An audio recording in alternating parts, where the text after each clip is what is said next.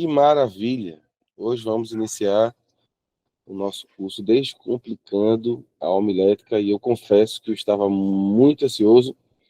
Também estou muito empolgado com a temática que nós vamos estudar, tendo em vista que, diferente do que eu já ministrei, essa aula vai envolver algumas das disciplinas que eu já leciono e essas disciplinas, quando a gente consegue juntá-las, né, formam o que nós temos hoje aqui, que é a homilética. Dentro da teologia, ela é uma das principais cadeiras onde o aluno vai aprender a esboçar e também explicar o que ele entendeu da teologia nos últimos anos, quando ele vem estudando. Então, quando eu estive no seminário, essa cadeira, o seminário, eu tive a oportunidade de pagá-la, acho que no terceiro para o quarto ano, depois que eu já tinha estudado hebraico e grego. Então, é uma cadeira onde você tem todo o conteúdo exegético primeiro, todo o conteúdo hermenêutico primeiro, né? Estuda o Antigo Testamento, estuda o Novo Testamento, e aí você estuda a homilética, que é como você vai fazer com que tudo isso que você aprendeu seja colocado diante da igreja, diante das pessoas que vão ouvir a mensagem de Deus a partir da sua voz, né? Então, esse curso ele está sendo produzido com dois objetivos. Primeiro, trazer para você que não tem condições ainda de fazer um curso teológico, e aí que vocês sabem que eu sempre faço a campanha para que todo mundo participe das aulas da STADEB, não é? A nossa escola de teologia. Claro, estou falando para aqueles que têm acesso à STADEB na região metropolitana. Para você que mora em Jaboatão, Carpina, para você que mora em Recife e também em Caruaru, nós temos polos, né, da nossa querida STADEB, onde você terá tempo e uma diversidade grande de professores, né, com capacidade de trazer tudo isso. Mas esse curso é muito mais uma ferramenta condensada, eu posso dizer assim, para levar para quem ainda não teve condições e para quem mora longe a oportunidade de conhecer um pouco e como melhorar, vamos dizer assim, como melhorar a sua pregação, como melhorar a sua aula, como melhorar o seu evangelismo. Então, tudo isso está imbuído dentro de homilética. Homilética é como eu faço para levar a mensagem que eu aprendi. Como é que eu esboço essa mensagem? Como é que eu faço um esboço dessa mensagem? Como é que eu posso usar a melhor linguagem, né? Que tipo de mensagem eu posso usar para a rua? Que tipo de mensagem eu devo usar em um trabalho de oração? Então, tudo isso, nós vamos ter tempo de ver aqui. É claro, de forma condensada. Não dá para a gente fazer o que um trabalho de, por exemplo, 4 anos, 10 aulas. Isso é impossível. Mas nessas 10 aulas, nós vamos pelo menos ter o essencial para descomplicar, e é por isso que o tema é esse, né? Descomplicando tá bom? Então, sem mais delongas, nós já vamos iniciar aqui a nossa conversa nessa primeira aula inaugural. E, como disse, estou bastante feliz por essa oportunidade que Deus me deu de iniciar esse curso, que era um sonho antigo, um desejo antigo de levar a palavra de Deus adiante. Homilética descomplicada, a importância da homilética para os nossos dias. Eu queria que você observasse como está essa Bíblia. Observe essa Bíblia. Ela está toda marcada. Conseguem ver isso? Ela está toda marcada. Não é? Ela tem, deixa eu voltar para ela. Ela tem algumas frases anotadas do lado. Observe que ela está marcada por cores. Então, ela tem cores. E cada cor vai remeter a algo. A gente tem até uma Bíblia aqui, eu vou mostrar depois no final, uma Bíblia colorida, né? Que ela trabalha os temas a partir das cores. Se você perceber, existe um tipo de sermão ao lado dela, embaixo dela. Esse é o modelo mais simples de se fazer uma pregação, né? Ela é uma Bíblia muito mais para devocional. Mas se você prestar atenção, e eu tive tempo de ampliar a imagem, ele tem alguns pontos, alguns tópicos, principalmente na área esquerda. Como se o dono dessa Bíblia é um americano, tá? É uma Bíblia em inglês. É como se o dono dessa Bíblia ele tivesse feito o sermão na própria área lateral das Escrituras.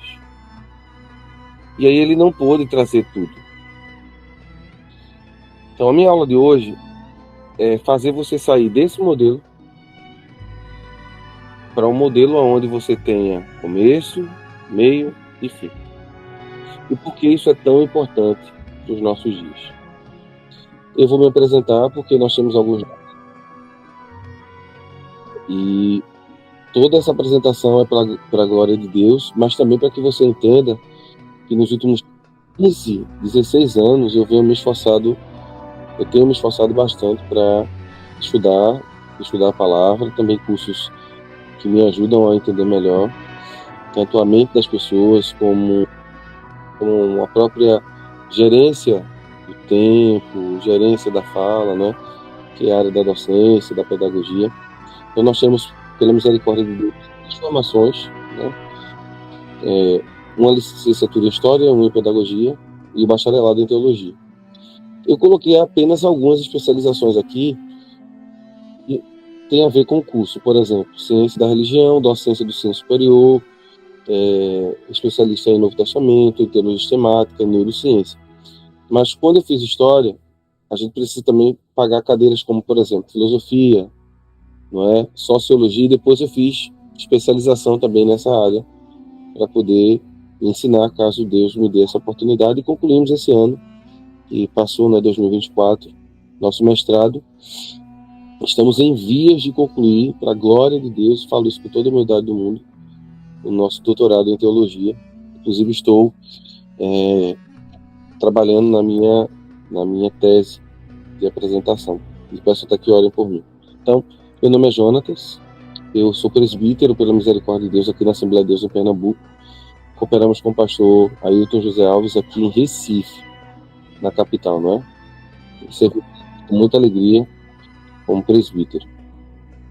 O objetivo da minha aula hoje, né, o principal objetivo da aula hoje, é tentar entender a importância da preparação para a pregação do Evangelho. Por que eu tenho que me preparar? Talvez essa seja a grande pergunta de muitos de vocês, não é? Por que eu tenho que me preparar para pregar? Será que eu não posso esperar que tudo venha do céu? Por que Deus não manda tudo do céu de uma vez para mim? E a gente vai entender por que a gente precisa se preparar. Nós temos 5 tópicos. Primeiro, a gente vai tentar entender a importância da pregação em nossos dias. Depois, vamos falar sobre comunicação. Comunicação dessa mensagem de forma clara. Depois, a relevância e a aplicação prática da mensagem. Depois, entender que essa mensagem traz edificação para a igreja e crescimento espiritual. E, por fim, nós vamos ver que essa mensagem pregada também combate as heresias e preserva a sã doutrina. Como toda aula que se preze, nós utilizamos também livros, né, para produzir. E em vez de apresentá-las no final, eu agora vou apresentar no início. Então, esses foram os principais livros, não foram apenas estes, mas esses foram os principais livros que utilizei para a aula de hoje. Professor Éder, eu preciso comprar todos esses livros? A princípio, não. Mas com o tempo você vai ver que é necessário você possuir uma boa biblioteca, né, com bons livros. E os 2 livros que basicamente eu vou usar bastante hoje é o do Dr. Martin Lloyd Jones, Pregação e Pregadores, e o do querido pastor Gilton de Moraes, que dormiu no Senhor esse ano, o primeiro livro da TRID, né? Homilética da Pesquisa ao... Tá bom? Vamos abrir a Bíblia. É uma aula sobre Bíblia, então vamos abrir nossas Bíblias. Convido você a abrir sua Bíblia comigo na segunda carta do apóstolo Paulo ao jovem pastor Timóteo. Segunda carta do apóstolo Paulo ao jovem pastor Timóteo. Nós vamos ler os versículos capítulo 3, tá bom? Nós vamos ler do verso 10 até o verso 17, depois vamos adentrar ao capítulo 4 e nós vamos ler do versículo 1 ao versículo 5. Repetindo, segunda epístola do apóstolo Paulo ao jovem pastor Timóteo, capítulo 3, nós vamos começar do verso 10 e nós vamos até o versículo 17. Adentraremos ao capítulo 4 e leremos do verso 1 ao verso 5. Ok? Vamos fazer toda essa leitura. E a Bíblia que eu utilizo em minhas aulas online é a NVT. A Tia Deb, eu uso a NAA, mas aqui eu prezo pela NVT. É uma versão que ela é autoexplicativa. Muitos alunos aqui têm, né? Estou vendo aqui até alguns apresentando. É uma Bíblia mais prática, vamos dizer assim, para o uso aqui em sala. Diz assim a Sagrada Escritura. Mas você sabe muito bem o que eu ensino, como vivo e qual é o meu propósito de vida. Conhece minha fé, minha paciência e minha perseverança. Isso é Paulo dizendo a Timóteo. Sabe quanta perseguição e quanto sofrimento suportei e o que me aconteceu em Antioquia, Icônio e Listra. O Senhor, porém, me livrou de tudo isso. Sim, e todos os que desejam ter uma vida de devoção em Cristo Jesus sofrerão perseguição. Mas os perversos e os impostores irão de mal a pior. Enganarão outros e eles próprios serão enganados. Você, porém, deve permanecer fiel e aquilo que lhe foi ensinado. Sabe que é a verdade, pois conhece aqueles de quem aprendeu. Desde a infância lhe foram ensinadas as sagradas escrituras que lhes deram sabedoria para receber a salvação que vem pela fé em Cristo Jesus. Toda a escritura é inspirada por Deus e útil para nos ensinar o que é verdadeiro, para nos fazer perceber o que não está em ordem em nossa vida. Ela nos corrige quando erramos e nos ensina a fazer o que é certo. Deus a usa para preparar e capacitar seu povo para toda boa obra. Eu lhe digo solenemente, na presença de Deus e de Cristo Jesus, que um dia julgará os vivos e os mortos, quando vier para estabelecer seu reino. Pregue a palavra. Esteja preparado. Quer a ocasião seja favorável, quer não. Corrija, repreenda e encoraje, com paciência e bom ensino. Pois virá o tempo em que as pessoas já não escutarão o ensino verdadeiro. Seguirão os próprios desejos e buscarão mestres que lhes digam apenas aquilo que agrada a seus ouvidos. Rejeitarão a verdade e correrão atrás de mim. Você, porém, deve manter a sobriedade em todas as situações. Não tenha medo de sofrer. Trabalhe para anunciar as boas novas. Realize todo o ministério que lhe foi confiado. Amém. Vamos orar?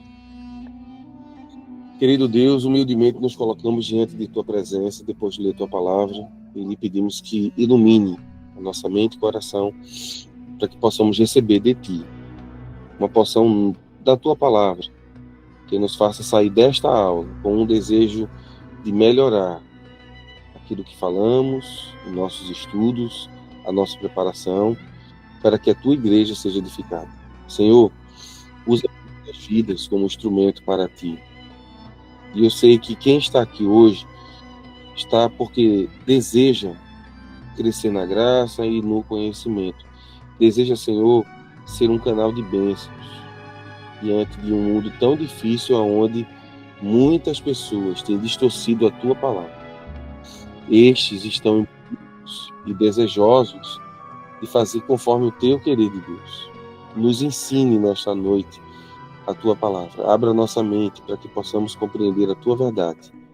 Te peço em Cristo Jesus. Amém. Muito bom. Vamos ao conteúdo de hoje.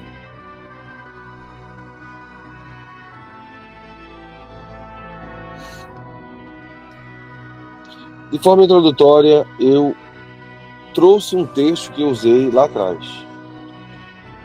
E eu achei importante começar com ele. A palavra de Deus afirma que a fé vem pela pregação da palavra e a pregação pela palavra de Cristo, conforme Romanos 10:17. Né? A fé vem pelo ouvir e ouvir a pregação ou a palavra de Deus. E aí nós temos um problema. Entretanto, a falta de preparo adequado do pregador, a falta de unidade corporal do sermão, a falta de vivência real do pregador na fé cristã, a falta de aplicação prática às necessidades existentes na igreja, a falta de equilíbrio na seleção de textos bíblicos e a falta de um bom planejamento ministerial trazem dificuldades na proclamação da palavra. Deixa-me falar rapidamente, ponto a ponto. Falta de preparo do pregador, oração, consagração, jejum, leitura da palavra, leitura de bons livros. Isso é o preparo do pregador. O que é falta de unidade corporal? Começo, meio e fim. O que é falta de vivência real do pregador na fé cristã? É o rapaz, a moça, o jovem, o ancião, que diz algo, mas não vive o que prega. E aí a sua mensagem ela não é entendida. A falta de aplicação prática às necessidades existentes na igreja é basicamente falarmos sobre o que a igreja precisa. Imagina uma igreja que está com problemas de divisão, como Corinto, né? A igreja aos Coríntios tem um problema de divisão. Imagina se Paulo fosse tratar com eles sobre a vinda de Jesus, por exemplo, apenas. Paulo trata só isso no capítulo 15, depois de resolver todo o dilema da divisão, né? Aquela igreja era uma igreja dividida em 4 líderes: Pedro, Paulo, Apolo e Jesus. Então, a necessidade da igreja era de unidade. E Paulo, ao escrever aos Coríntios, ele percebe que precisa ensiná-los que a verdadeira unidade vem a partir do amor. Então, do que a minha congregação, a congregação que eu faço parte, que eu coopero com o pastor, que eu coopero trabalhando, precisa ouvir das Escrituras, não de mim, mas das Escrituras. Então, essa é a falta de aplicação prática às necessidades da igreja. Falta de equilíbrio na seleção de textos bíblicos. E essa falta de equilíbrio é pregar um tema dentro de um contexto diferente, né, do que o texto funciona. Por exemplo, um trabalho de oração. Seja ele o ciclo de oração, tanto de adulto como infantil, seja ele, por exemplo, um trabalho de oração à noite, qualquer culto que envolva oração. Qual deve ser a mensagem pregada nesse trabalho? Uma mensagem sobre oração. E não apenas orações respondidas. Orações também que não foram respondidas, né? Então, acredito que existe essa falta de equilíbrio muitas vezes, porque as pessoas acham que podem pregar qualquer texto em qualquer dia, né?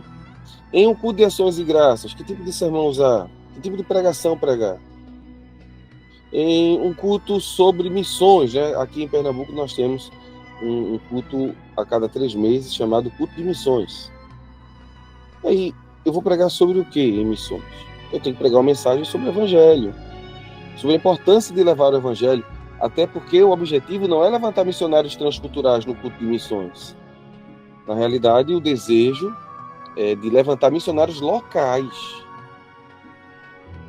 A pregação vai despertar aquele missionário local que está adormecido. Ela deve servir para isso, para mostrar para ele que ele tem necessidades a cumprir diante de Deus. Ele tem obrigações a cumprir diante de Deus. Então, no culto de doutrina, não é? Que aqui em Recife, o pastor escala ministros, são pastores e evangelistas, presbíteros, e dependendo da necessidade, diáconos. Mas o culto de doutrina não é um culto de avivamento. Não é um culto para que eu utilize a palavra para fazer movimento, por exemplo, né? E aí movimento entenda trazer uma euforia para a igreja. Não. O culto de doutrina é o culto da reflexão. É o culto do pensar. É o culto de ensinar os rudimentos sobre Deus, sobre Cristo, sobre os usos e costumes da comunidade, da congregação. Então, é importante que eu saiba que tipo de sermão eu vou pregar, dependendo do culto que eu vou pregar. Isso é muito importante. E muita gente peca nisso. Traz uma mensagem de doutrina num culto que é uma oração para a campanha, por exemplo. Aqui em Recife chamamos de oração para a multidade. É aquele culto que a campanha realiza um dia na semana para orar e se preparar para evangelizar no domingo. Pronto. Que tipo de mensagem eu devo pregar aqui? Uma mensagem de preparação. Uma mensagem que leve as pessoas a entenderem que eu preciso estar no domingo evangelizando, preciso estar pregando. Então, sentimos que há uma necessidade nisso. Uma necessidade de entender, né? Eu preciso entender que tipo de mensagem eu vou poder pregar. E falta de planejamento ministerial, aqui já é para quem exerce atividades eclesiásticas. Por exemplo, eu preciso ler minha Bíblia todos os dias, né? Eu tenho feito a leitura naquela Bíblia 365, é porque a minha está distante, senão eu ia pregar para mostrar. Mas eu faço a leitura na 365, dependendo de eu estar escalado ou não. Então, eu preciso orar, eu preciso manter uma vida de contemplação, mas eu também preciso fazer visitas, eu também preciso aconselhar pessoas. Aí, existem pessoas que pegam tudo isso e usam a seguinte desculpa no domingo de noite que ele vai pregar: Senhor, eu estive tão imbuído em tantas tarefas que eu não tive tempo de estudar a palavra para pregar. Então, o que está faltando é planejamento. Você precisa dizer: tal dia eu vou parar e eu vou refletir nas escrituras para que eu possa à noite trazer uma mensagem que possa atingir os corações, né? Atingir as mentes e permitir que o Espírito Santo possa, através da mensagem proclamada, atrair vidas, porque esse é o grande objetivo da pregação: atrair vidas para Cristo. Todo mundo entende assim? Eu espero que sim. O objetivo final de toda a pregação é atrair as pessoas a Cristo, inclusive os crentes. Levar o cristão a uma vida mais devota, levar o cristão a uma vida mais madura diante de Deus. Tudo isso é importante. E a pregação vai ajudar. A pregação vai ajudar. Tá bom? Professor Éder, e a pregação do domingo? É evangelística. Dia de domingo é evangelístico. Independente da festa, independente do que for. É a festa do coral, mas tem que ser uma mensagem evangelística. Você precisa, no final, apontar Cristo. O culto do domingo, irmãos, é um culto para a pregação do evangelho. Independente da festa. Tá bom? A festa da mocidade, amém. Evangelho. Mas o tema lá não puxa muito. Nós vamos aprender a pegar os temas e transformá-los em temas cristocêntricos. Nós vamos ter uma aula só sobre isso. Né? Como pregar Cristo no Antigo Testamento. Né? Como falar, por exemplo, de Daniel na Cova dos Leões e falar sobre Jesus. E os jovens, Sadraque, Mesaque e Abednego e Jesus. O que é que Jesus tem a ver com o livro de Osés? O que é que Jesus tem a ver com o livro de Jeremias, Gênesis? Nós vamos aprender isso ao longo desse, se Deus permitir, tá? Se Deus permitir. E eu espero que Ele permita. Então, de forma introdutória, esses são os problemas. Esses são os problemas. Então, a homilética vem com o principal objetivo de preparar-nos para este trabalho que eu chamo de excelente e maravilhoso. Né? Eu acho que não existe um trabalho mais maravilhoso do que levar a palavra de Deus às outras pessoas. Não existe. Só que você tem um trabalho como pregador. E eu dividi aqui em 3 pontos. Primeiro, você precisa voltar aos tempos bíblicos. É o que a gente chama de hermenêutica. Você precisa ler o texto e entendê-lo como Joel escreveu, como Daniel escreveu, como Isaías escreveu e outros. Então você precisa voltar lá. Depois que você viu o texto como ele foi concebido, você volta para cá, para o presente, e diz para as pessoas o que você viu lá atrás. Ainda sem dizer, ó, isso tem a ver com isso. Tá? Então você conta a história no tempo passado. Você leva os seus ouvintes a entenderem a mensagem no tempo passado. Para, por fim, dizer o que essa mensagem tem a ver com a gente hoje. Então você tem 3 atividades. Você precisa voltar aos tempos bíblicos, levar as pessoas que estão te ouvindo a entender essa mensagem no passado e depois aplicar. Vamos dar um exemplo bem claro, tá? Para a gente não perder tempo. Uma passagem, Salmo 23. Senhor, é meu pastor, nada me faltará. Deitar-me faz em verdes pastos, guia-me mansamente em águas tranquilas, refrigera minha alma, guia-me pela vereda da justiça por amor do seu nome. Ainda que eu andasse pelo vale da sombra da morte, não temeria mal algum, porque tu estás comigo, a tua vara e o teu cajado me consolam. Preparas uma mesa perante mim, na presença dos meus inimigos. Unges a minha cabeça com óleo, o meu cálice transborda. Certamente que a bondade e a misericórdia me seguirão todos os dias da minha vida, e habitarei na casa do Senhor por longos dias. Isso é o que diz o Salmo 23, o famoso Salmo do pastor. Esse salmo foi escrito, eu estou pregando já, tá? Esse salmo foi escrito por Davi, que exercia essa atividade. E qual é a atividade de um pastor? Ele precisa alimentar as ovelhas, ele precisa levá-las a um lugar onde elas possam descansar. Esse lugar precisa ter água. E geralmente, no Israel dos dias de Davi, não existiam lugares assim tão fáceis. Não era tão fácil encontrar um oásis no meio do deserto de Israel. Mas os pastores já conheciam alguns caminhos. Esses caminhos também não eram tão fáceis de ser percorridos. Mas Davi entendeu que ele também era uma ovelha. E que ele tinha um pastor. E esse pastor, ele diz que é o Senhor. E o Senhor, aqui no Salmo 23, é o próprio Deus. É o próprio Jeová. Observe na sua Bíblia, que está aí, com letra maiúscula.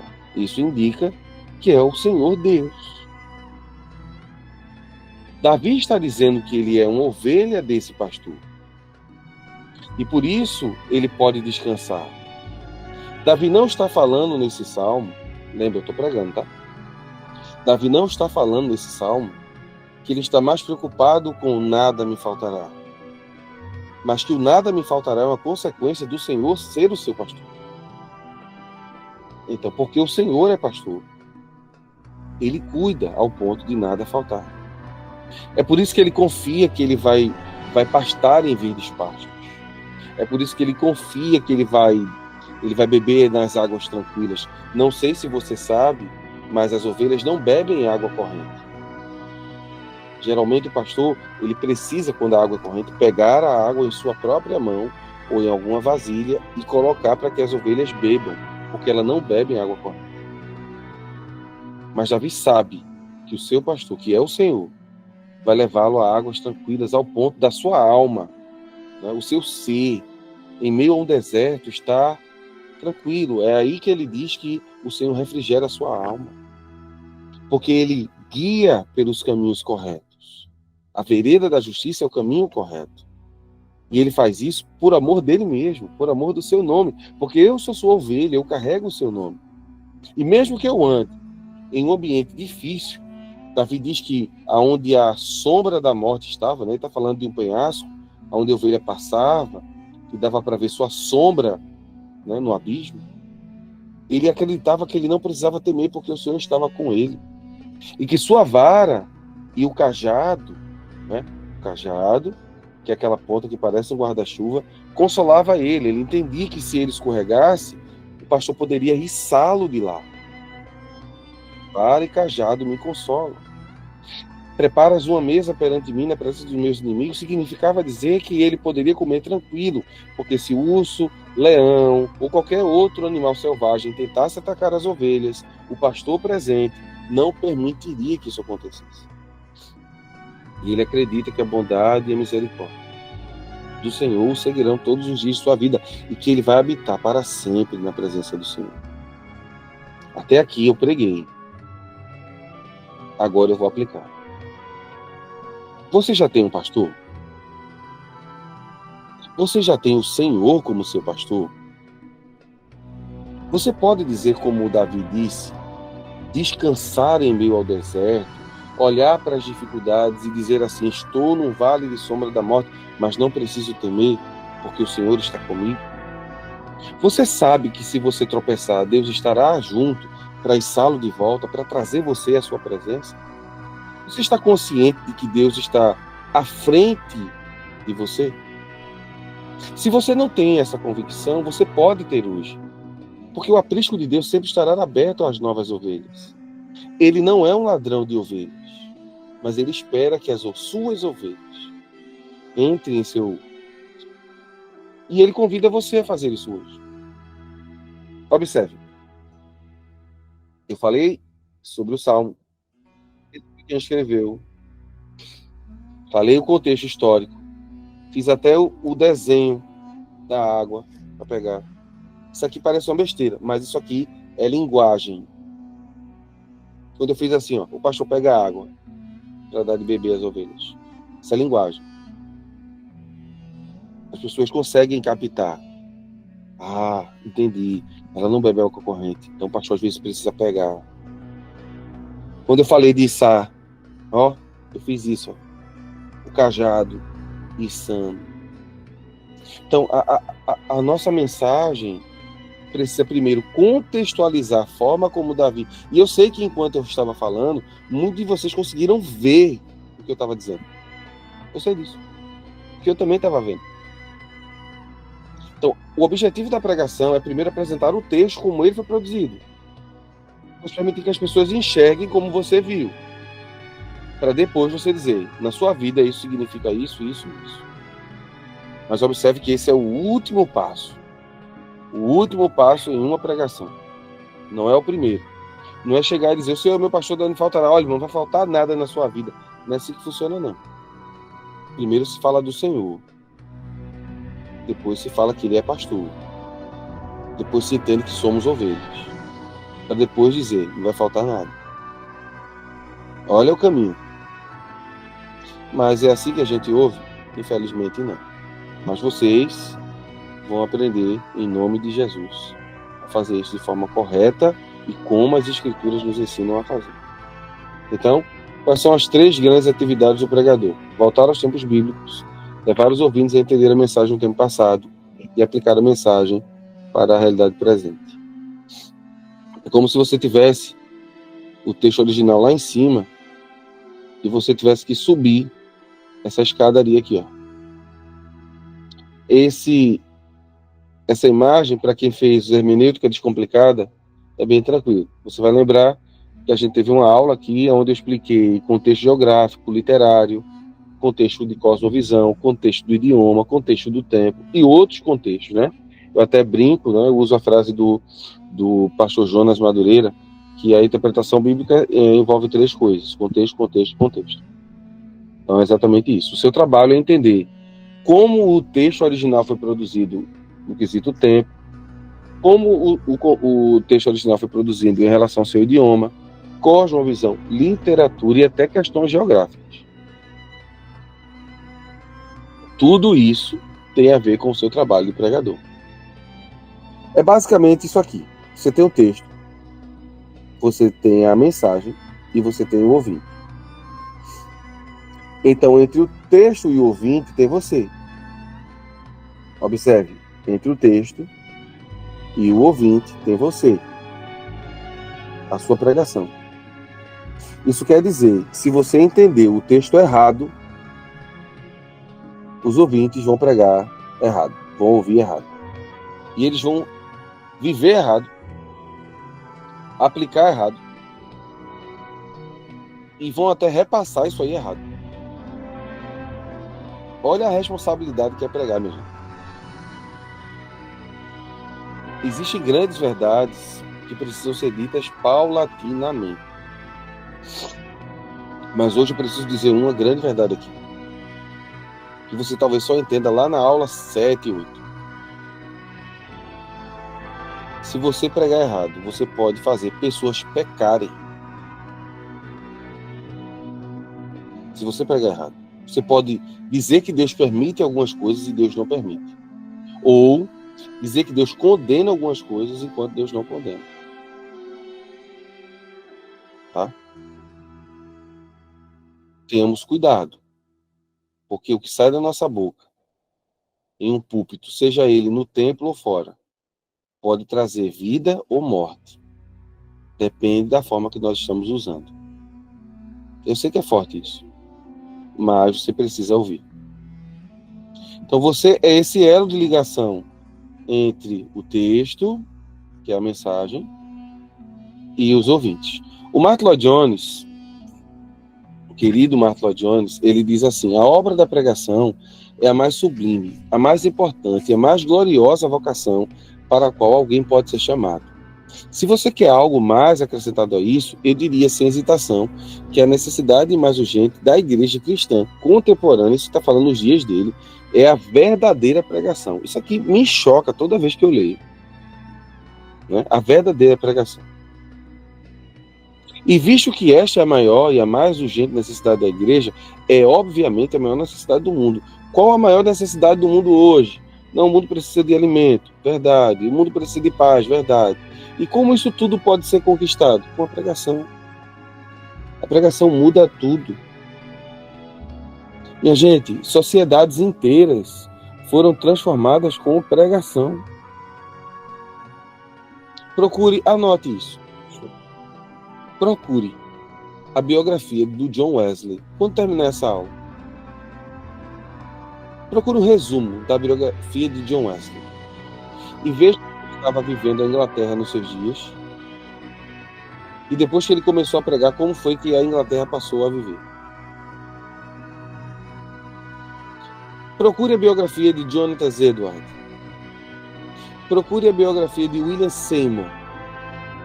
William Seymour. Né? Uma das figuras mais extraordinárias do pentecostalismo. Né? Toda vez que eu procuro um livro, ele não está perto de mim. Eu estava procurando aqui o Avivamento da Rua Azusa, que é um que trata exatamente sobre ele. Então, procura Seymour, a biografia desses homens que eu falei. John Wesley, Jonathan Edwards e William Seymour. Dá uma lida. Não precisa ler tudo, não. Peça uma pesquisa. Pode até pedir para uma ferramenta de IA te dar um resumo da vida dele e o que ele mudou no seu período. Você vai ficar assim: meu Deus, esse homem só fez pregar e isso mudou.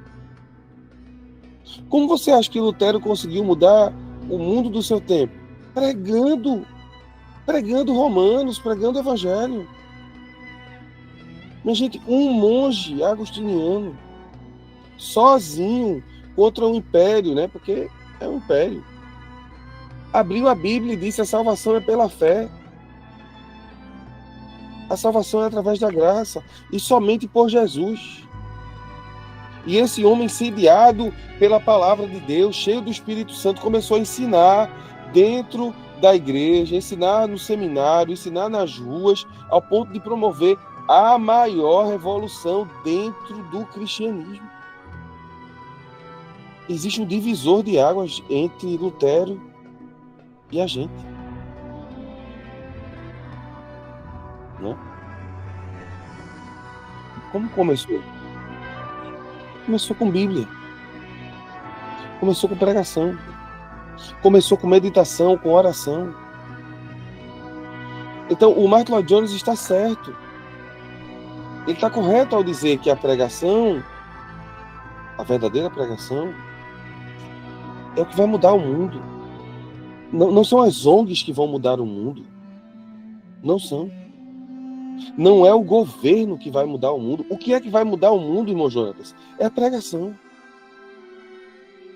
Porque se Deus atingir o homem e ele for salvo, ele não será mais alvo do pecado no sentido indireto. Ele já subjugou a carne. Então, se ele for se ele é um pai de família, ele vai ser um pai de família melhor ainda. se ele é alguém que trabalha em um órgão público, ele vai ser um médico, um professor, seja lá o que ele for, um agente público, melhor ainda. Porque agora ele, além de ser um agente público, ele também é um representante de Cristo. Então, é a pregação que muda o mundo. Não são boas ações que mudam o mundo, é a pregação, é o convencimento do homem do pecado, da justiça e do juízo. E só há uma forma disso acontecer, pregando o evangelho. Agora, pregando o evangelho. Não é essas mensagens coaches que é ensinada aí, né? A gente vai bater neles hoje, no bom sentido, né? Se você viu o vídeo e viu o que vem por aí, né? Eu não sei se Thaís está aqui, mas Thaís, dessa vez, mais uma vez, né? Thaís fez um vídeo excelente, bem impactante mesmo. Então, o Martin Lloyd Jones está certo. Vamos lá. Entendendo a importância da pregação em nossos dias. Desde o princípio, Deus se revelou por meio da palavra. Eu amei isso aqui. Deus criou tudo pela palavra. Deus sustenta as pessoas, no caso aqui, profetas, através da sua palavra. Jeremias 1:9. Deus encarnou a palavra. Né? João vai dizer isso, o verbo se fez carne através de Cristo. Então, no contexto de igreja, essa palavra continua sendo proclamada por meio da pregação. E a homilética é assim um campo teológico que se ocupa em proclamar essa palavra, em revelar essa palavra, para que essa palavra que está nas mãos dos crentes esteja agora em sua boca e em seu coração. E essa é a frase: Deus se revelou por meio da palavra. Deus se revela por meio da palavra. É a melhor forma de conhecer a Deus, é a palavra. A natureza, como disse Agostinho de Hipona, não vai dizer, né? Em Confissões, Agostinho diz o seguinte: você vai olhar para uma flor e ver que ela é bela, mas ela nunca vai dizer a você: aceita Jesus. Não, ela nunca vai dizer isso. Olha, Jesus é o Salvador. Não. Ela vai dizer: olhe para além de nós. Existe alguém maior do que a gente que nos criou. Essa é a grande verdade. A natureza atesta, proclama, mas ela não diz quem criou. A Bíblia diz quem criou. A Bíblia diz quem criou. Vamos lá que o tempo está correndo. Correndo. Já estou falando há 40 minutos.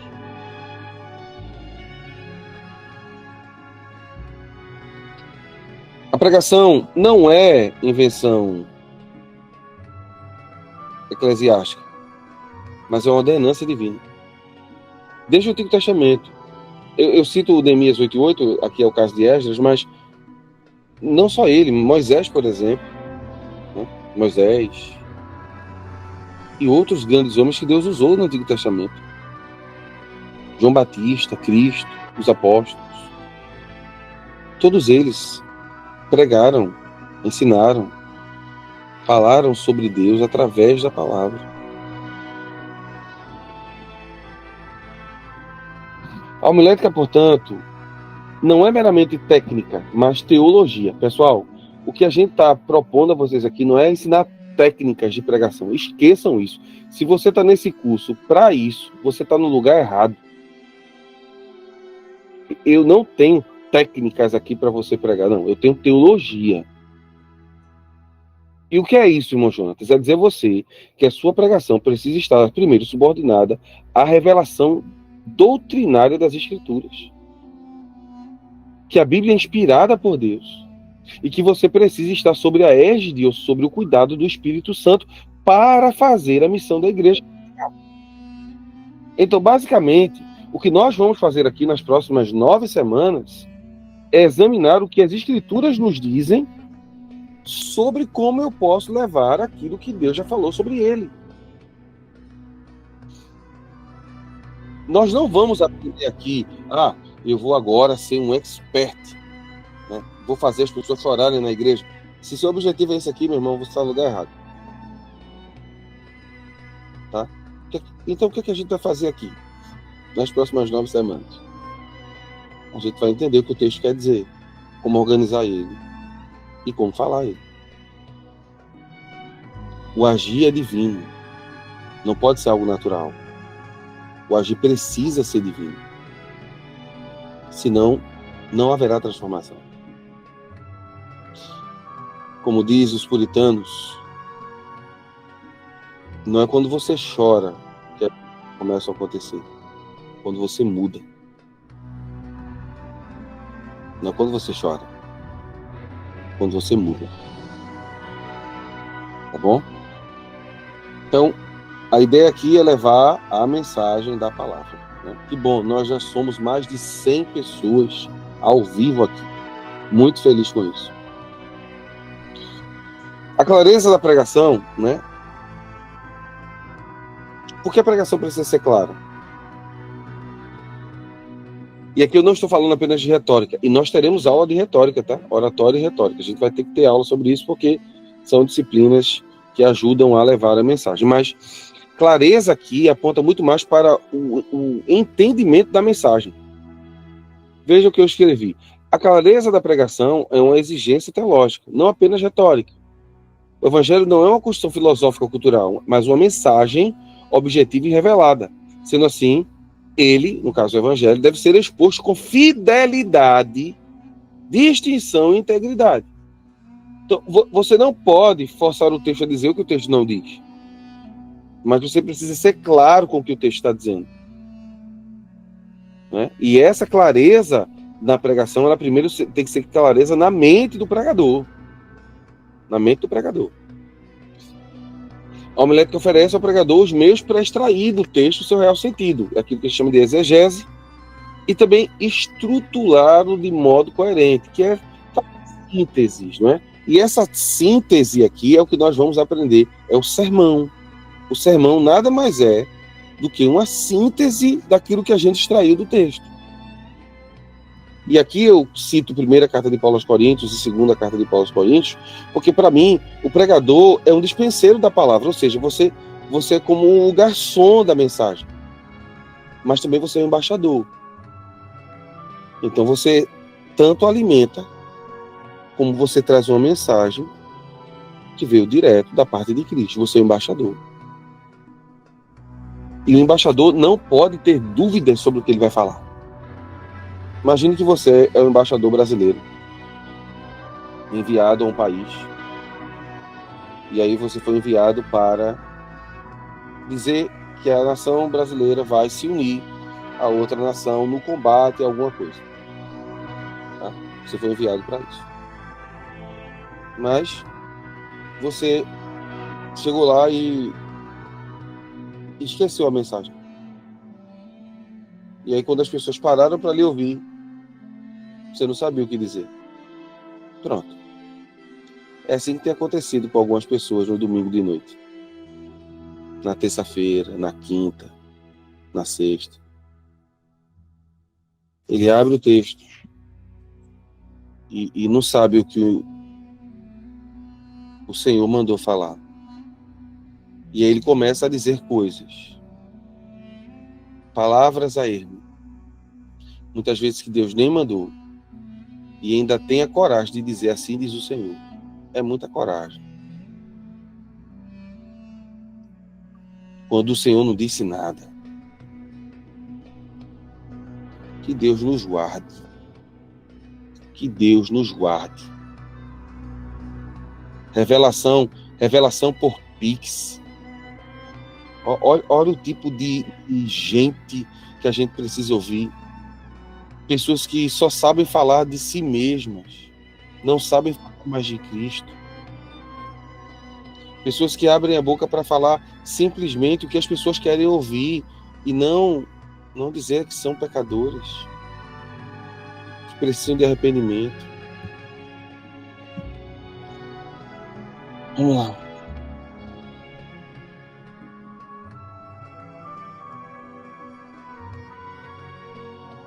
A homilética bíblica recupera o valor da palavra como veículo da verdade eterna. Então, para a homilética, não é o que você fala que importa, é o que a Bíblia diz. Você é simplesmente um pregador. E o que é um pregador? Alguém que vai falar o que as escrituras já dizem. Vai dizer o que o texto diz. Você simplesmente vai ler o texto, explicar o texto e aplicar o texto. Você não pode interferir no processo. O processo é esse: leitura, explicação e aplicação. Somente isso, irmão Jô, somente isso. E se o Espírito Santo quiser fazer alguma coisa, ele faça. E se ele não quiser? Se ele não quiser, as pessoas pelo menos aprenderam. Nem todo culto, irmão, haverá manifestação no sentido de Deus ter que usar um profeta, de ter cânticos espirituais. Não. Haverá cultos onde haverá contrição, haverá choro. Porque as pessoas vão perceber quão miseráveis estão. Glória a Deus.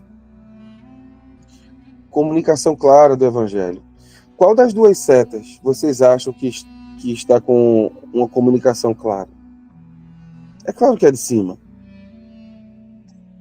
Mas, infelizmente, há mensagens que são como essa cordinha aqui embaixo. Você não sabe onde está o começo direito, nem o meio, e só sabe que o fim acabou porque tem ali. Mas é uma bagunça. E essa não pode ser a forma na comunicação do Evangelho. Para isso,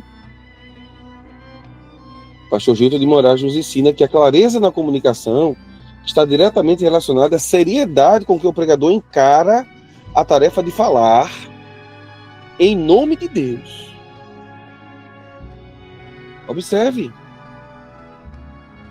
a seriedade com que o pregador encara a tarefa de falar em nome de Deus.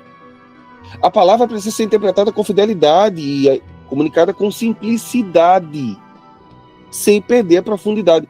O pastor Gildo de Moraes está dizendo o seguinte: olha, seja simples, mas seja profundo, como Jesus foi. Por isso, a homilética vai ensinar o pregador a organizar as suas ideias, estruturar corretamente seu sermão e a comunicar-se com os ouvintes de maneira eficaz e respeitosa. A linguagem do púlpito tem que ser uma linguagem sadia. A linguagem da pregação na rua precisa ser sadia. A nossa mensagem não pode ser uma mensagem somente de denúncia, mas também de salvação. E quando for denunciar o pecado, fazer isso com amor, como Cristo fez com a gente. Uma das principais contribuições da homilética é capacitar o pregador para comunicar a mensagem do Evangelho de forma clara e objetiva. O apóstolo Paulo exortou isso a Timóteo, a ele manejar bem a palavra, né? Segunda carta de Paulo a Timóteo 2:15, maneja bem. E manejar aqui é uma palavra utilizada para espada. Alguém que soubesse utilizar a espada. Porque, não sei se sabem, mas se as pessoas não soubessem utilizar bem a espada, eles poderiam se cortar. E o objetivo de usar a Bíblia não é cortar pessoas, mas salvá-las. Demonstrando que a pregação exige preparo e técnica também. Então a homilética vem para que você aprenda a começar, a desenvolver e a concluir sua pregação, que a gente vai chamar aqui de sermão. Sempre com foco na clareza e na persuasão. Pessoal, a gente não tem como sair de um culto sem dizer assim: hoje eu não entendi. Não podemos sair do culto assim. A gente tem que sair bem conscientes. Ou entendemos, ou não entendemos. Então, você, pregador que está aqui, pregadora que está aqui, não permita que as pessoas saiam do culto depois que você falou, com dúvidas. Você, professor de escola dominical, seja objetivo, seja claro na mensagem. Diga o que Deus quer em sua palavra, mas diga isso de forma clara. E muitas vezes será necessário você recorrer a ferramentas, como, por exemplo, né, material em grego. Esse material que eu tenho aqui, por exemplo, né, material de grego, de hebraico. Entender o texto na sua linguagem original, o que é que o texto quer dizer, dentro do seu contexto. E isso gasta tempo, isso não cai do céu. E tem pessoas culpando a Deus, né? Não, Deus não quis abrir a porta da palavra hoje. A porta da palavra já está aberta quando você abre a Bíblia. Agora, a grande questão é: você se preparou? Você estudou? Você leu, você se esforçou, você fez a sua parte. Né? Tem gente assim, não, mas Deus vai fazer lembrar. Lembrar é quando a gente estuda. Deus não pode fazer você lembrar uma coisa que você não estudou. Então só vai ter lembranças se você estudar antes.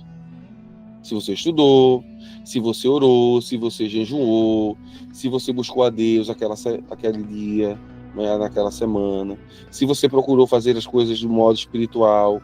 Porque a pregação ela vai ser no domingo, mas a vida durante a semana tem que ser uma vida de vivência espiritual. Né? Uma vivência espiritual. Até chegar ao púlpito. Lembra, a pregação não começa quando você sobe, é quando você vive. Você vive e aí você sobe ao púlpito.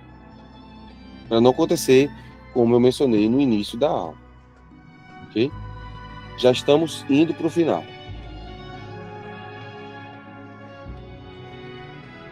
Então, a homilética vai nos ajudar a começar e terminar a nossa mensagem. Jesus é o exemplo claro de comunicação, sabe? Jesus dizia as coisas objetivamente. Jesus era tão objetivo, todo mundo já recebeu ou vai receber, tá? Jesus era tão objetivo que um dia mandaram prender ele. Isso está em João 6, versos 45 e 47. E aí, os guardas do templo foram e Jesus estava pregando nesse dia. E aí, veja o que o texto nos diz. Os servidores foram ter com os principais, no caso, os guardas, foram ter com os principais, isso aqui é Almeida Corrigida Fiel. Foram ter com os principais sacerdotes e fariseus, e eles lhe perguntaram, por que não o trouxeste? Perguntaram aos soldados, por que vocês não trouxeram Jesus? Aí os servidores responderam, nunca homem algum falou assim como este homem. Responderam-lhes, pois, os fariseus, também vós fostes enganados?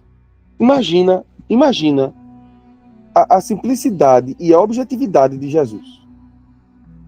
O pessoal foi prender ele, mas ao tentar prendê-lo, tiveram que ouvi-lo. E aí foram, olha para mim, nem pisca, foram captados pela palavra, ao ponto de não fazer nada e ficar ouvindo. E quando Jesus terminou o sermão, Jesus os abençoou, se retirou e eles saíram comentando sobre o que Jesus falou. E aí quando chegaram para os fariseus disseram, cadê ele? Ele quem? Jesus. Porque vocês trouxeram? O homem estava pregando muito. Ninguém prega igual a ele não. Vocês já ouviram ele? Aí os fariseus disseram, vocês também se converteram, filho? Irmãos, esse é o objetivo da pregação. Atrair as pessoas a Cristo. Jesus é o nosso modelo de pregador simples, claro e objetivo. Jesus usava as coisas do dia a dia para falar. E nós já temos um texto pronto. A gente não precisa inventar mensagem. Nós já temos um texto pronto. Diga um amém aí em casa. Nós já temos um texto. E eu achei maravilhoso esse versículo. Eu disse, eu tenho que levar para a aula de hoje. Até pessoas que foram prender Jesus, ao ouvi-lo, acabaram por não fazer o que foram mandados fazer. O Martin Lloyd Jones, ele diz o seguinte, a pregação deve ser centrada na verdade das Escrituras. Observe que eu estou batendo bastante nisso, né? Bíblia. Estou falando sempre isso. Para Martin Lloyd Jones, o entretenimento não é pregação. E esses novos métodos, né, que eles chamam de novas medidas, né? E olha que o Martin Lloyd Jones não viveu no nosso tempo, tá? Ele já é falecido há mais ou menos aí uns 50 anos. Se ele visse o que está acontecendo hoje, ele estava revirando no túmulo. Ele diz que nada pode substituir a proclamação clara e poderosa da palavra. A clareza da mensagem depende da fidelidade bíblica e autoridade espiritual. O pregador deve estar convicto do que prega. Minha gente, a gente precisa crer no que a gente prega. Olha, pois grandes pregações sempre dependem de grandes temas. E esses só são encontrados na palavra de Deus. Disse que tem um teólogo, amigo do C.S. Lewis, que o Lewis encontrou numa estação de metrô, e ele perguntou assim: tu tá indo para onde? Ele: tô indo ouvir pregador tal. Ele disse: mas tu não crê. Tu não crê, como é que tu vai ouvir? Ele disse: mas o pregador crê. Ele fala com tanta veemência, dá gosto de ouvir, né? Agostinho de Hipona foi convertido a ouvir Ambrósio. Ambrósio era um dos pais da igreja, um dos grandes pregadores do seu tempo. Diz que Ambrósio pregava por horas. E a pregação de Ambrósio era lida, tá? É que a gente chama de homilia. Ele escrevia e lia. Mas ele lia com tanto entusiasmo que Agostinho ia só para ouvi-lo e ficava perplexo como alguém passava 1 hora, 2 falando daquilo. Um poder absoluto que segurava as pessoas, levava muitas ao choro, ao arrependimento, à confissão. Esse é o objetivo da pregação: trazer as pessoas para a realidade que elas estão. Mas só a verdadeira mensagem pode fazer isso. A mensagem coach, não. Então, concordo com o Martin Lloyd Jones. A clareza depende da fidelidade. E a fidelidade aqui é bíblica. A verdadeira relevância está em confrontar o ouvinte com sua real condição diante de Deus. Se você me perguntar o que é pregação hoje, essa é a resposta, está em vermelho. Pregação é, por si, a aplicação prática da verdade. Ela revela o pecado, aponta para Cristo e chama a fé e arrependimento. Esse é, talvez, o grande objetivo de uma pregação. Falar a verdade, mostrar que as pessoas são pecadoras, apontar para Jesus, chamá-las a fé e arrependimento. Então, não é o tema, não é a forma que se expõe apenas, mas como expomos a verdade das Escrituras. A verdade das Escrituras.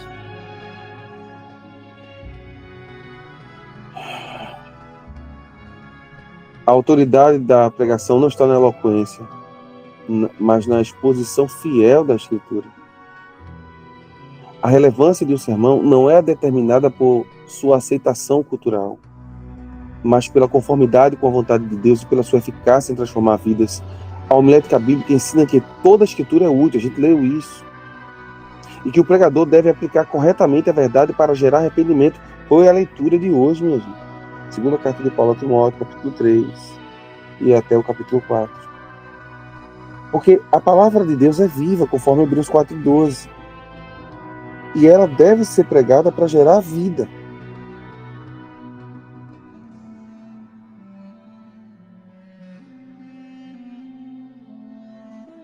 Além da clareza, a homilética favorece a aplicação prática da palavra. A boa pregação não se limita a informar, mas a transformar. Anote isso. A boa pregação não se limita a informar. Isso aqui, não. A boa pregação não informa, mas ela transforma enquanto informa. Tiago diz isso no capítulo 1, verso 22. Sejam cumpridores da palavra e não somente ouvintes. Então, não é a ideia só de ouvir, mas se deixar transformar por ela, né? Romanos não está aqui, mas anote. Romanos 12. Transformai-vos pela renovação do vosso entendimento. 12, verso 1 e 2. Então, uma pregação relevante nasce na correta interpretação do texto bíblico, né? E ele diz, vai até além, discerne entre as necessidades espirituais da igreja e aplica a palavra à realidade cotidiana das pessoas. Aqui eu estou citando literalmente o Gilton de Moraes. Ele insiste na importância da pesquisa prévia. Olha o que ele fala. A mensagem bíblica precisa dialogar com a realidade do povo de Deus, oferecendo consolo, direção, confronto quando necessário. Às vezes, existem pessoas que estão vivendo uma vida de pecado e precisam ser confrontadas, como o filho pródigo foi, por exemplo. A homilética, nesse sentido, impede o distanciamento entre o púlpito e o cotidiano. Então, a aplicação serve para quê? Para trazer as pessoas para dentro daquela história que eu estou contando. Vamos lá. Para quem está aqui desde o começo, não é? Nós ainda somos mais de 100, graças a Deus. Mas para quem está aqui desde o começo, viu que eu passei uns 5 minutos pregando o Salmo 23. Aí eu expus o Salmo, fiz os conceitos, e depois eu disse assim, isso significa isso para você. Você tem um pastor? Foi isso que eu comecei perguntando. Veja, eu estou trazendo a pessoa para dentro do texto. Estou trazendo a pessoa para dentro da mensagem. Esse é o objetivo final da pregação. Informar, mas também transformar ele. Dizer que existe jeito. Que Deus o ama. Só mais 5 minutinhos.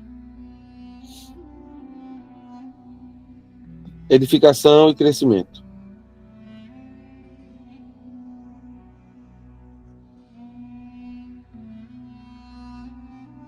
Uma das principais contribuições da homilética é o fortalecimento da igreja por meio da exposição bíblica.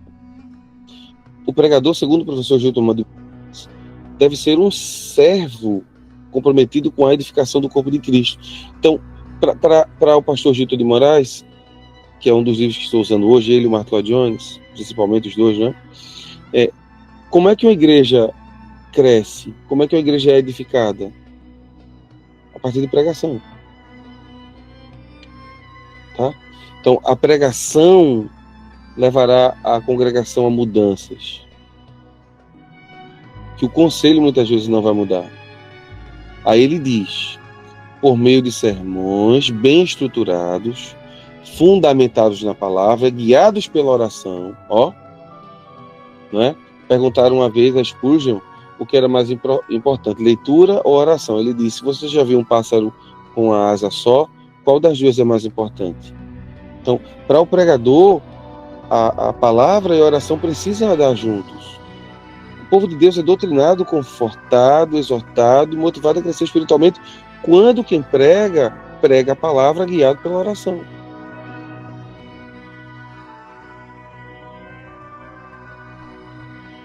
Em Efésios 4, 11 e 12, Paulo nos mostra que os pregadores e mestres foram dados para o aperfeiçoamento dos santos.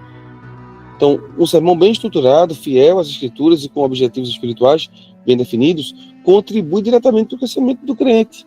Quem nunca saiu de um culto de doutrina, por exemplo, aqui no Tempo Central, dizendo, eu preciso melhorar isso, eu preciso mudar isso na minha vida. Por quê? Porque a mensagem foi tocada no coração.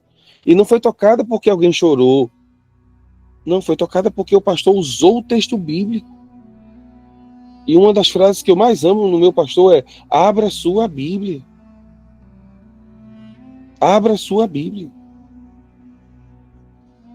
Isso faz uma congregação mudar. Isso faz uma igreja crescer espiritualmente. Mark Lloyd Jones afirma que a pregação é o principal meio de edificação da igreja. E aí ele cita novamente Romanos 10, 17, que eu já citei aqui.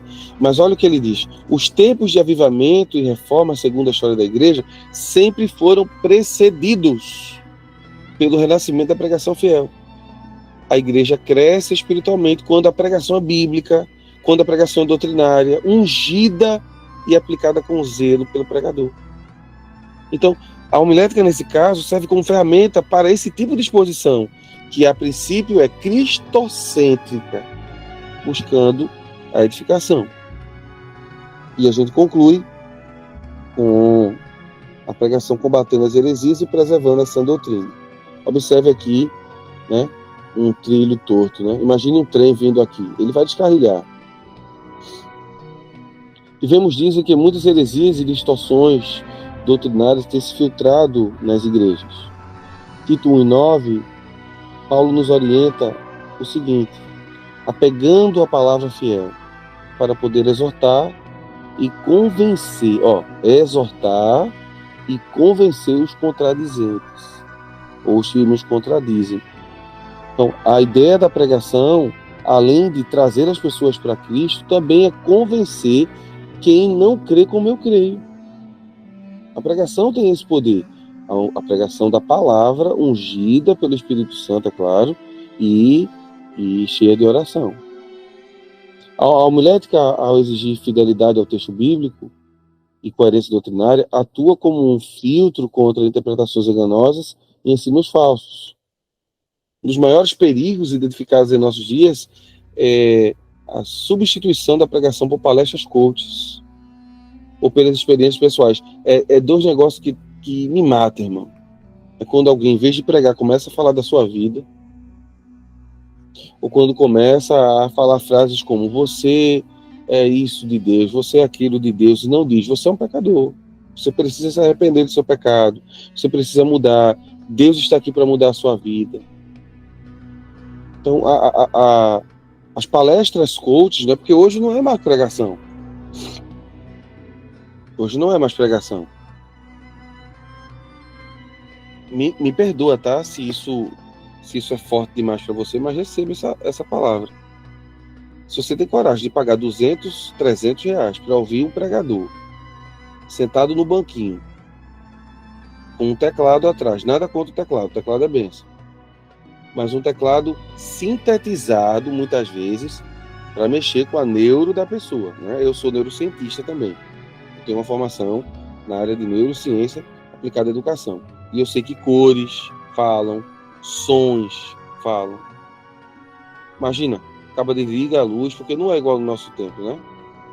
Geralmente as paredes são de outras cores, uma cor mais densa, as luzes são baixas, temperatura fria, um teclado com som, né? E aí vem uma voz bonita, veludada, você é isso, você é aquilo, é como um mantra. Isso não é pregação. As pregações de verdade vão fazer você mudar, vai fazer você dizer a Deus, Senhor, eu preciso melhorar. E até as pregações que servem de consolo vão dizer a você, mude. Por quê? Porque Deus está cuidando de você. Você faz tanta coisa errada e Deus continua lhe amando. Veja. Mas o senhor está dizendo que a gente deve pregar apenas denunciando o pecado? Não. Eu estou dizendo que até quando a mensagem é positiva, no sentido de, né, não é de exortação, mas de consolo, o consolo traz exortação. Porque, veja, o Senhor é meu pastor, nada me faltará. Se você ficava se preocupando com nada me faltará, você esqueceu que tudo começa com o Senhor sendo pastor. Começa aqui. Começa com o Senhor sendo pastor. Só não falta se o Senhor for pastor. E o problema é que as pessoas não querem que o Senhor seja seu pastor. Elas querem se pastorear, né? E hoje nós temos um grupo de pessoas aí que dizem, eu sou a igreja. Né? Eu não preciso de igreja, eu sou a igreja, né? E tu consegue ser ovelha e pastor ao mesmo tempo. Que coisa maravilhosa. Onde é que está isso nas escrituras? Deve estar escrito em Inventários 1:8, só se for, né? Inventários. Inventários tem muita coisa, irmão. É um dos piores livros que existe.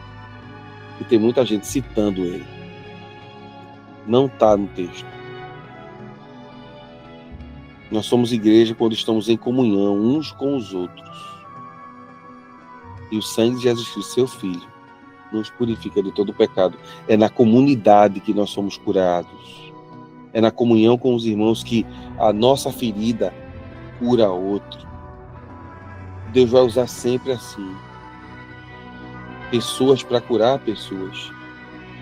Não existe igrejas isoladas de um crente só. Até no Paquistão, em países onde o evangelho não tem tanto acesso, as pessoas fazem questão de estarem juntas, mesmo que paguem com sua própria vida. E aí no Brasil, que é livre, não, eu não preciso disso. Eu sou a igreja. É difícil. Ô, geração difícil. Vamos terminar? É o último slide agora. Então, essa pregação coach tem feito muito mal. Substituir a pregação por palestras coaches ou pelas experiências. Experiência pessoal eu vi um anjo, né? Eu tive uma revelação. Fuja desse negócio. Leia o texto. Tá bom? Se você viu um anjo, se você teve um sonho, é uma questão sua. É pessoal seu. Mas não tente levar a igreja a um êxtase porque você viu algo. Isso não funciona. E se acontecer, não será sobrenatural. Esse abandono do púlpito é um convite ao erro. A sã doutrina é preservada por meio da proclamação clara e contínua das verdades bíblicas. Observe que a pregação deve ser contínua. Ou seja, você precisa repetir muitas vezes aquilo que você falou. A homilética fornece os meios para que a pregação seja coerente, profunda, fiel ao texto sagrado, sendo assim uma ferramenta dispensável no combate também às heresias. E aí no livrinho, e aqui a gente vai terminar mesmo, no livrinho do Norman Geisler e do Chad Meister, Razões para Crer, na página 25, o Dr. Glenn Schultz escreveu o seguinte, né? Ele é citado no livro, o livro dele é Kingdom Education, né? Educação do Reino. Ele diz mais ou menos o seguinte: na base da vida de uma pessoa encontramos suas crenças. Essas crenças mudam os valores e os valores definem as ações. E aí o que acontece? Aqui estão as crenças. Tá bom? Na base da vida da pessoa nós temos as crenças. Essas crenças vão mudar os valores e o que você vê é a ação. Então, um cristão que tem sua crença em Cristo, na palavra de Deus, tem os seus valores baseados nessa crença. Logo, as suas ações é aquilo que é visto, né? Aquilo que é visível vai ser baseado nos valores e nas crenças. Eu vou ler de novo a frase. Na base da vida de uma pessoa encontramos suas crenças. Essas crenças mudam os valores e os valores definem as ações. Então, quando o inimigo ataca alguém, não ataca nas ações nem nos valores, ataca na crença. E é por isso que a gente deve pregar a palavra. Porque toda heresia, toda heresia, ela vai tentar minar as crenças. E as crenças são a base para a formação do valor e do caráter que seriam as ações das pessoas. Então, quando a gente for pregar, precisamos pregar sobre as verdades das Sagradas Escrituras. Entre elas, a pessoa do Senhor Jesus, a Trindade, a vinda de Jesus, a Escritura como inspirada, inerrante, infalível. O fundamento, sabe, do cristianismo é o que nós devemos pregar, porque isso vai formar as crenças. Então, a verdadeira pregação também tem o poder de preparar o povo para responder aos ataques do diabo. Por quê? Porque a crença está formulada. Então, todo o ataque vai vir aqui embaixo, nas crenças. E qual é o objetivo de Satanás usar as heresias para atacar as crenças? Mudar os valores e assim mudar as ações. Então, as crenças precisam ser pregadas. Deixa eu olhar aqui para vocês. A gente realmente terminou agora, tá? E a gente vai tirar as dúvidas. Você precisa pregar sobre as crenças. Porque as crenças é que vão definir os valores e as ações das pessoas. São as crenças que vão formar o caráter, que vão formar um cristão. E é por isso que essa pregação deve ser sempre pregada, ensinada, né, exortada.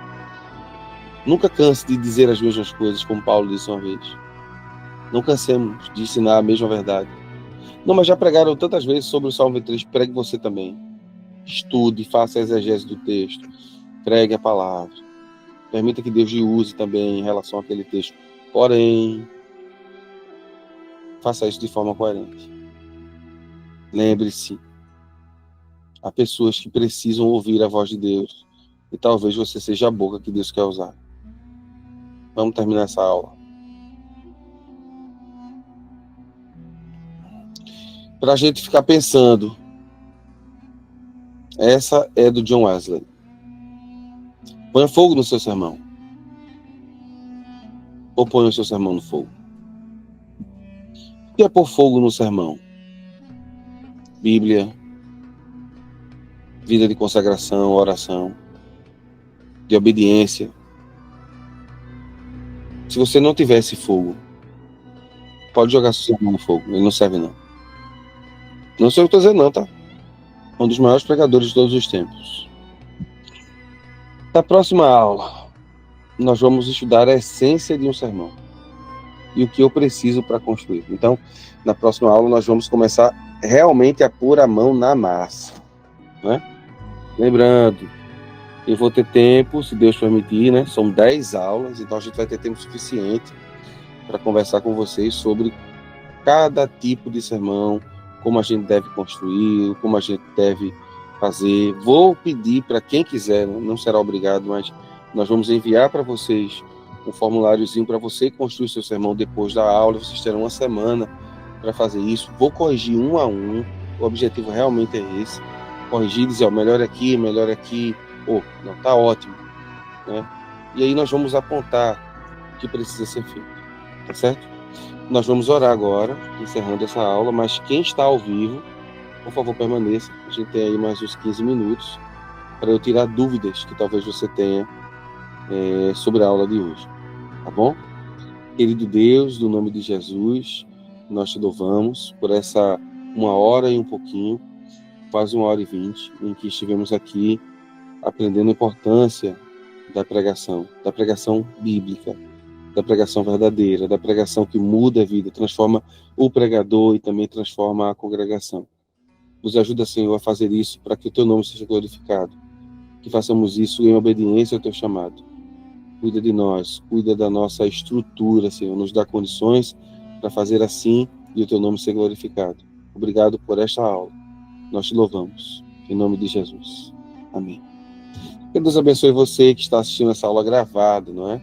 Nós estamos disponibilizando essa aula gravada e espero encontrá-lo na próxima semana, na próxima aula, estudando conosco a continuidade desse tema maravilhoso que é a pregação, tá bom? Deus abençoe você. Para quem está ao vivo, fica só mais um pouquinho, eu vou responder algumas perguntas.